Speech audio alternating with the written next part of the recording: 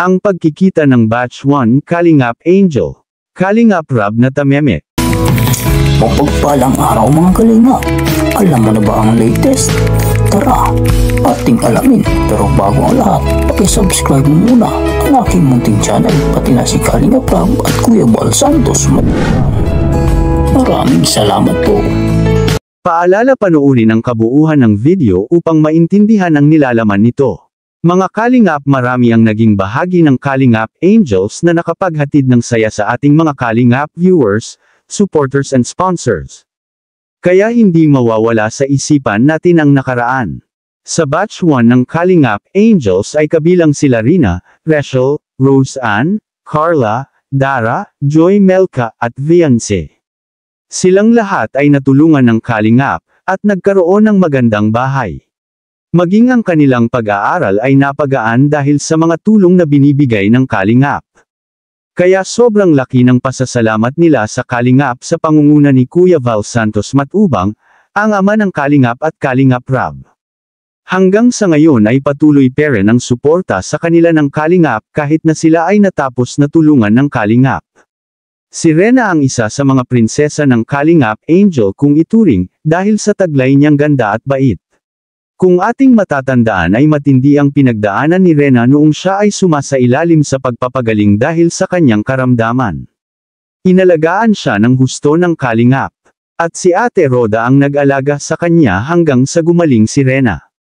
Ilang beses din nagkita-kita ang mga Kalingap Angels noong time na kakaunti pa lang sila, dahil mas may marami silang time na walang ginagawa kaya nagkakaroon sila ng oras upang ma-meet ang isa't isa kaya nakakapag-set sila ng araw kung kailan magkikita, pati na si Kalingap Rab ay may marami siyang pagkakataon upang bisitahin ang mga beneficiaries ng Kalingap Angels.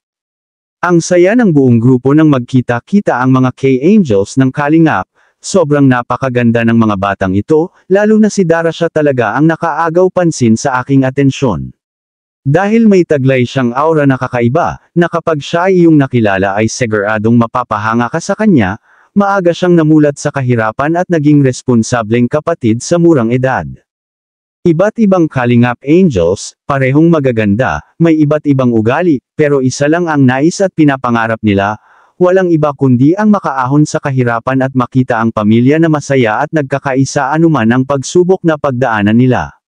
Joy Diwata, siya naman ang tumatayong leader ng mga Kalingap Angel na inasay ni Kalingap Rab. Kilala naman ng lahat na si Joy ay napakabait na bata at masunurin sa kanyang magulang magmula pa noong una ay hindi niya nagawang pabayaan ang kanyang magulang kahit sobrang hirap na ang kanilang pinagdaanan. Hindi lahat ay nanatili sa grupo ng Kalingap Angel dahil meron din humiwalay sa grupo, na labis din naman nakakalungkot isipin dahil kung kailan marami na ang humanga sa kanya at ibinuhos lahat ng suporta ng Kalingap ay doon naman niya may isip na iwanan ang mga kasamahan at ang taong naging dahilan sa kanilang tinatamasang kasikatan.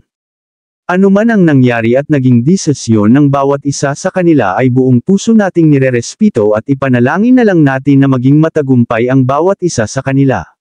Anong masasabi mo tungkol dito mga Kalingap? I-comment mo lang sa baba ang gusto mong sabihin at ating babasahin isa-isa. Maraming salamat po. To God be the glory.